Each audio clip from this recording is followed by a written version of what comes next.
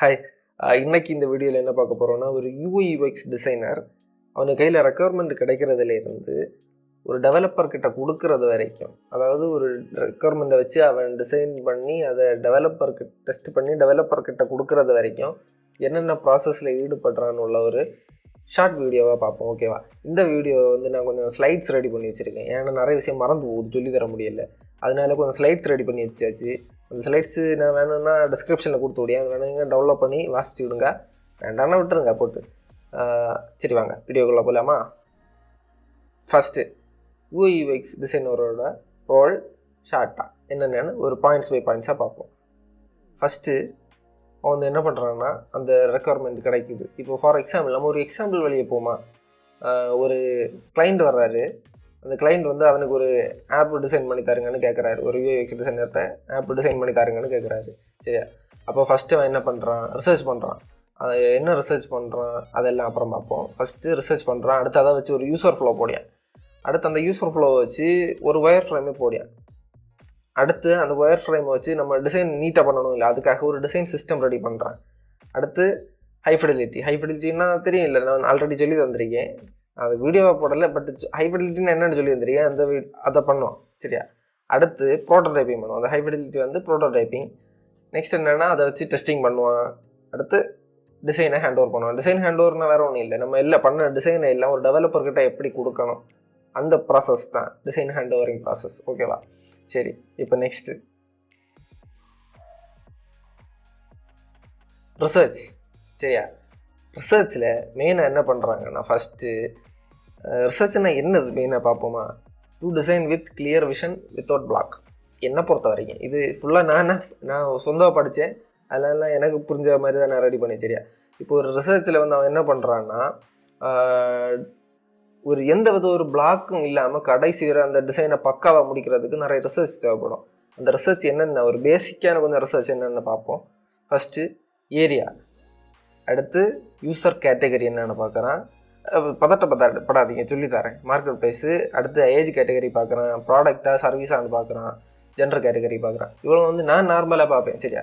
அதாவது ரிசர்ச்சில் ஏரியானா என்னென்னு நான் மென்ஷன் பண்ணியிருக்கேன்னா, இப்போது ஒரு கிளைண்ட் வர்றாங்க, எனக்கு ஒரு வெப்சைட் டிசைன் பண்ணி தான் கேட்குறாங்க. அப்போ நான் பார்க்கணும் இந்த வெப்சைட் யாரை டார்கெட் பண்ணுது, அதுக்கப்புறம் எந்த யூசர் கேட்டகரி, அதாவது ஃபேமிலி மெம்பர்ஸா இல்லை பேச்சுலர்ஸா, இல்லை அப்படிப்பட்ட சில பிரிவுகள் இருக்குல்ல, அப்படிப்பட்ட எந்த பிரிவுக்கு இந்த ப்ராடக்ட்டோ இல்லை சர்வீஸோ கொடுக்குறாங்க. அதுக்கப்புறம் அதோட மார்க்கெட் ப்ளேஸ் அப்படி இருக்குது, அதாவது இந்த ப்ராடக்டை மாதிரி, அதாவது நம்ம டிசைன் பண்ண போகிறது மாதிரி வேறு ஏதாவது ஆல்ரெடி டிசைன் இருக்கா, இதெல்லாம் பார்த்து ரிசர்ச் பண்ணுறது. அதுக்கப்புறம் ஏஜ் கேட்டகரினா சின்ன பிள்ளைகளுக்குள்ள வெப்சைட்டா, டிசைனா, இல்லை பெரியவங்களுக்கா, இல்லை வயசானவங்களுக்கா, இல்லை ப்ராடக்டா, இல்லை இது சர்வீஸாக கொடுக்குறாங்களா, இல்லை ஆம்பளைக்கா பொம்பளைக்கா, இல்லை எந்த ஜெண்டர் கேட்டகரின்னு இல்லை பார்க்குறது. இது ஃபஸ்ட்டு மெயினாக என்னென்னு, ஃபார் எக்ஸாம்பிள் இந்த ரிசர்ச் என்னென்னா, ஒரு எக்ஸாம்பிள் சொல்லியேன். இப்போ ஒரு வெப்சைட் டிசைன் பண்ணுறாங்க.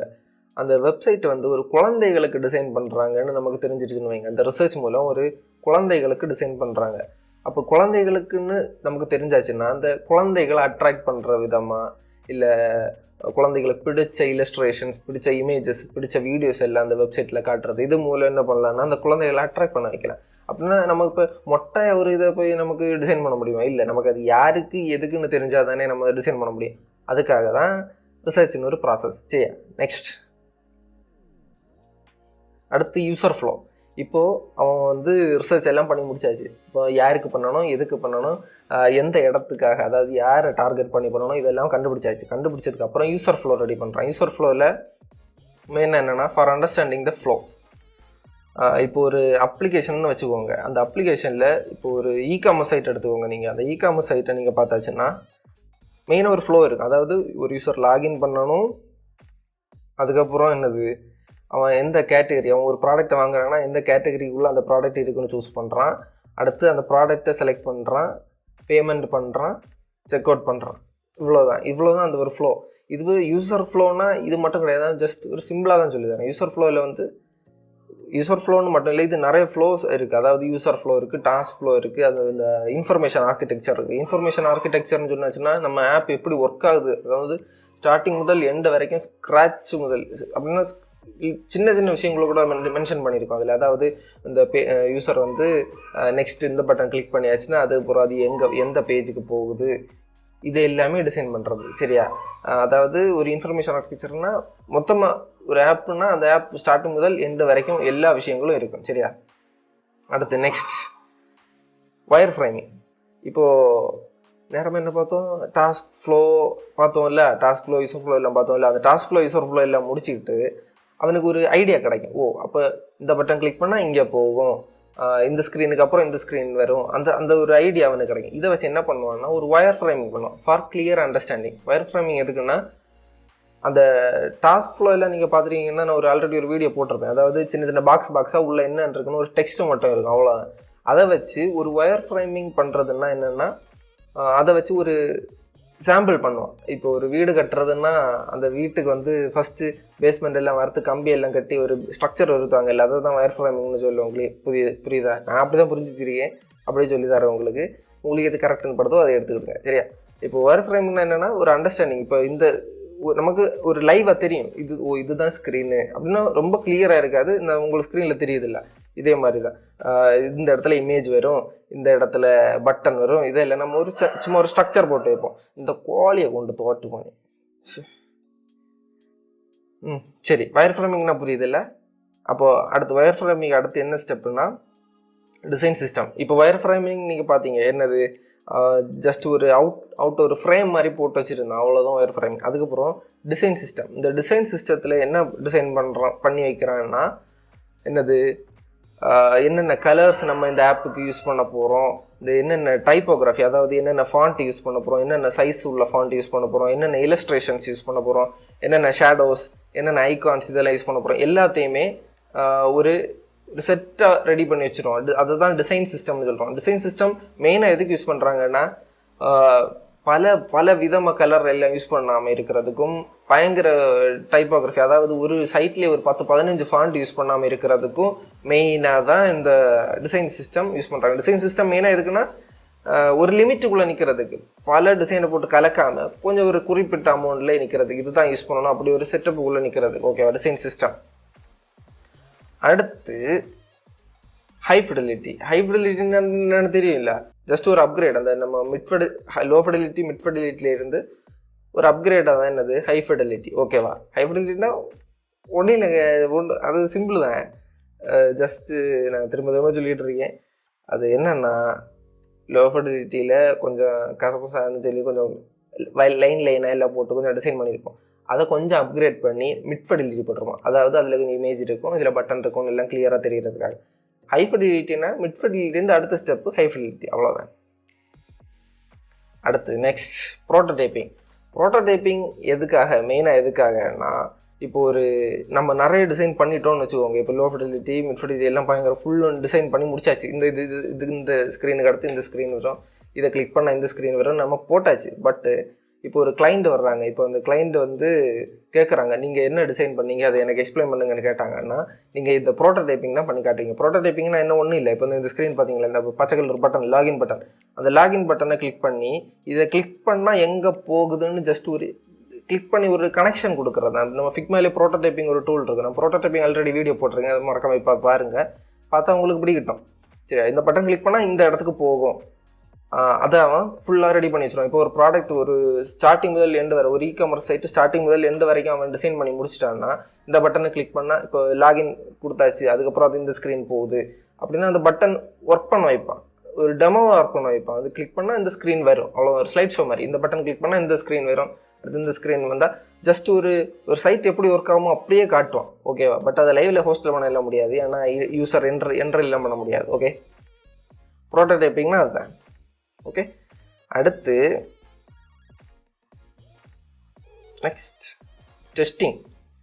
டெஸ்டிங்கில் இந்த விஷயங்களை எல்லாம் பார்ப்போம். To evaluate usability, to find pain points, ஈஸியாக ஆக்சசிபிள் ஆகுதா, இல்லை கொஞ்சம் சஜஷன் வாங்குறதுக்கு, மீட்டிங் த யூசரோட நீட்ஸ் எல்லாம் இது கிளியர் பண்ணுதா, அது கொடுக்குதா, அதுக்கப்புறம் ஈஸியாக நேவிகேட் பண்ண முடியுதா, இந்த விஷயங்கள் எல்லாம் பார்க்குறதுக்காக தான் டெஸ்டிங் பண்ணுறோம். இப்போது ஒன்றும் இல்லை, நம்ம ப்ரோட்டோடைப்பிங் பண்ணியாச்சா. ப்ரோட்டோடைப்பிங்னா இப்போ நான் என்ன பண்ணேன்னா, இப்போது ஏன்னா ஆஃபீஸில் வந்து டெஸ்டர்ஸ் இருப்பாங்க, QA அவங்க வந்து என்ன பண்ணுவாங்கன்னா பக் இல்லாமல் ஒரு ப்ராடக்ட்டை வெளியில் ரிலீஸ் பண்ணுறதுக்கு பக்காவாக டெஸ்ட் பண்ணுவாங்க. ஒரு ப்ராடக்ட் எப்படியெல்லாம் உடச்சி பார்க்க முடியுமோ எல்லாம் உடச்சி எல்லாம் பார்ப்பாங்க. சரியா, அந்த ப்ராடக்ட்டு ஒரு யூசர் கையில் போனால் உடையவே கூடாது, நீட்டாக இருக்கணும்னு ஒரு ஃபைனல் ஸ்டெப்பாக அவங்க பார்ப்பாங்க. சரியா, அப்போ அவங்கள்ட்ட நான் என்ன பண்ணுவேன்னா என்னோட டிசைன் இது ஆக்சுவலி நான் அவங்கள்ட்ட டிசைன் பண்ண கொடுக்கக்கூடாதுன்னு எனக்கு தெரியல. பட் அவங்கள்ட்ட நான் இதை கொடுத்து என்ன பண்ணுவேன்னா நீங்கள் இதை யூஸ் பண்ணி பாருங்கள், உங்களுக்கு ஏதாவது கஷ்டமாக ஃபீல் பண்ணுறீங்களா, இல்லை இந்த பட்டன் எல்லாம் உங்களுக்கு ஈஸியாக கிளிக் பண்ண முடியுதா, இதை கிளிக் பண்ணால் இது இங்கே கரெக்டாக போகுதா, உங்களால் இந்த ப்ராடக்ட்டை ஈஸியாக அண்டர்ஸ்டாண்ட் பண்ண முடியுதா, இந்த கரெக்டாக உங்களுக்கு எல்லாம் கரெக்டாக வாசிக்க முடியுதா, எல்லாம் செக் பண்ணுங்கன்னு சொல்லுவேன். அப்போது நம்ம இப்படி கொடுத்தாச்சுன்னா நம்ம என்னென்ன பார்க்க முடியும். அப்போ அவங்க சொல்லுவாங்க, சரி இந்த பட்டன் பயங்கர சின்னதாக இருக்குது, கரெக்டாக பார்க்க முடியல. அவங்க ஒரு புது யூஸராக பார்ப்பாங்க. சரியா, இப்போது நான் வந்து டிசைன் பண்ணுறேன், இப்போது எனக்கு தெரியும் இந்த பட்டன் கிளிக் பண்ணால் இங்கே போகும். பட் அவங்க அப்படி கிடையாது, அவங்க ஒரு யூஸர், ஒரு புதிய யூஸர். அப்படி அவங்க டெஸ்ட் பண்ணி தான் பார்ப்பாங்க, பட்டன் கிளிக் பண்ணால் எங்கே போகுது, இப்படி தான் பார்ப்பாங்க. சரியா, அப்போது அப்படி பார்க்குறாங்கன்னா அவங்களுக்கு தெரியும் இந்த பட்டன் கிளிக் பண்ணால் இங்கே போகுது அப்படின்னு அவங்களுக்கு ஈஸியாக அண்டர்ஸ்டாண்ட் பண்ண முடியும். புரியுதா, அதுக்காக தான் டெஸ்ட் பண்ணுறது. டெஸ்டிங் நான் வேறு ஒன்றும் இல்லை, என்னது அவங்க இந்த பட்டனை கரெக்டாக கிளிக் பண்ண முடியுதா, இல்லை இதை கிளிக் பண்ணால் இங்கே போகுதுன்னு அவங்க ஆல்ரெடி தெரிஞ்சு அவங்க பண்ணுறாங்களா, இல்லை அவங்க என்னென்ன ப்ராப்ளம் ஃபேஸ் பண்ணுறாங்க, இந்த பட்டன் கிளிக் பண்ணால் இது இங்கே போகலையே, ஐயோ இது எனக்கு அது வேணுமே, அப்போ அதுக்கு நான் எங்கே போவேன், எப்படி இல்லை அவங்க கொஸ்டின் கொஞ்சம் ரைஸ் பண்ணுவாங்க. அப்போ நம்ம அதை வச்சு என்ன பண்ணலாம், கொஞ்சம் கூட ஐடியா எடுத்து நம்ம என்ன பண்ணலாம், கொஞ்சம் கரெக்ஷன்ஸ் ரெடி பண்ணலாம். கிளியர்? ஓகே, நெக்ஸ்ட் வந்து டிசைன் ஹேண்ட் ஓவர். நம்ம இந்த டெஸ்டிங் எல்லாம் முடிச்சு எல்லாம் பக்காவாக ரெடி பண்ணி முடிச்சாச்சுன்னா என்ன பண்ணுவோம்னா டிசைனை வந்து ஹேண்ட் ஓவர் பண்ணுவோம். ஹேண்ட் ஓவர்னா என்னது, ஜஸ்ட்டு நம்ம பண்ண டிசைனை வந்து ஒரு டெவலப்பர்கிட்ட கொடுக்குறது. நம்ம டிசைன் பண்ணுறத அவங்க கோடாக கன்வெர்ட் பண்ணி ஃபங்க்ஷனாலிட்டியாக ஒர்க் பண்ண வைப்பாங்க. சரியா, இப்போ design hand over step to make sure that developers can have all the details about the design. ஒரு டெவலப்பருக்கு ஒரு டிசைனர்கிட்ட என்னெல்லாம் தேவைப்படுதோ இல்லை என்னெல்லாம் ஒரு டிசைனர் டெவலப்பர்கிட்ட கொடுக்கணுமோ அது எல்லாமே இந்த ஸ்டெப்பில் நம்ம கொடுத்துருவோம். சரியா, ஃபார் எக்ஸாம்பிள் நம்ம இப்போ ஒரு பேஜ் டிசைன் பண்ணுறோம், அந்த பேஜில் இப்போது இன்கேஸ் நம்ம இப்போ ஒரு இ-காமர்ஸ் ஆப் எடுத்துக்கோங்க ஃபார் எக்ஸாம்பிள். அதில் வந்து இப்போ ஒரு கடை இருக்குது, அந்த கடைக்குள்ள ப்ராடக்டே இல்லை அப்படின்னா அந்த ஸ்க்ரீன் எப்படி காட்டணும், இல்லை ப்ராடக்ட் நிறைய இருக்குது அப்படின்னா அதை எப்படி காட்டணும், அதுக்கப்புறம் சில நோட்ஸ் ஆட் பண்ணி வைக்கிறது. அதாவது இப்போ இந்த இதில் நீங்கள் எம்டி ஸ்டேட் பக்கத்தில் நீங்கள் ஒரு ஸ்க்ரீனுக்குள்ளே பார்த்தீங்கன்னா அந்த January 22 ஒரு ஃபில்டர் வச்சுருக்கேன் அப்படின்னா இது ஒரு எக்ஸ்பென்ஸ் ட்ராக்கர் ஆப்பு.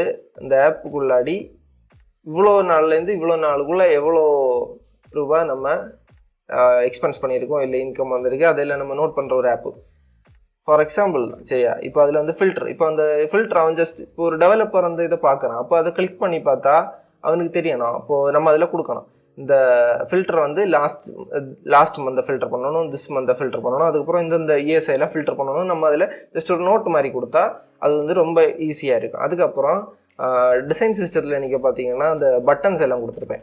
பட்டன் வந்து இதில் எப்படி இருக்கணும், அதுக்கப்புறம் ஹோவர் பண்ண போகும், அதாவது அந்த பட்டனில் மவுஸை நம்ம அப்படி கர்சர் அப்படி கொண்டு போனால் ஒரு டிஃப்ரெண்ட் எஃபெக்டில் எல்லாம் வரும்ல, அது ஹோவர் பண்ணால் இப்படி இருக்கும், டிசேபிள் பண்ணால் இப்படி இருக்கும், அப்படின்னா எல்லா ஸ்டேட்டையுமே நம்ம ஒரு டெவலப்பர்கிட்ட ஈஸியாக கொடுக்கணும். ஓகே, இப்போ புரியுதா design hand over process.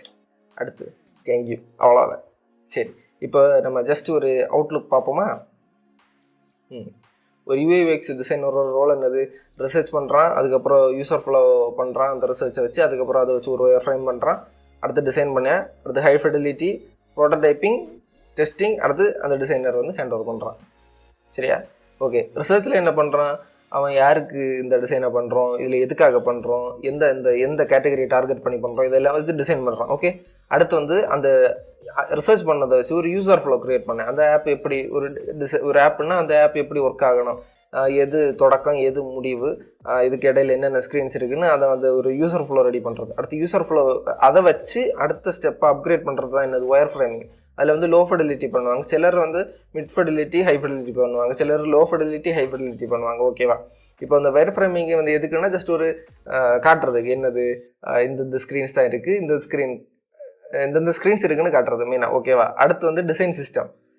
Design சிஸ்டத்தில் என்னென்னா நம்ம இந்த ஸ்க்ரீனெல்லாம் ரெடி பண்ணிட்டோம், இந்தந்த ஸ்க்ரீன்ஸுக்கு என்னென்ன கம்போனன்ட்ஸ் உள்ளே வருது, அதாவது என்னென்ன பட்டன்ஸ் யூஸ் பண்ண போகிறோம், என்னென்ன டெக்ஸ்ட், என்னென்ன கலர்ஸ், என்னென்ன ஃபாண்ட்டு, இதெல்லாம் என்னென்ன யூஸ் பண்ண போகிறோன்னு ஜஸ்ட் ஒரு குரூப் ஒரு கம்போனண்ட் மாதிரி கிரியேட் பண்ணி வைக்கிறது என்னது டிசைன் சிஸ்டம். அதாவது அதில் எல்லாமே இருக்கும். டிசைன் சிஸ்டம் எதுக்காக, நம்ம டிசைனை வந்து கன்சிஸ்டண்ட்டாக, அதாவது ஒரு வெப்சைட்டில் 2 மேக்ஸிமம் 3 ஃபாண்ட் ஸ்டைல் தான் இருக்கும்.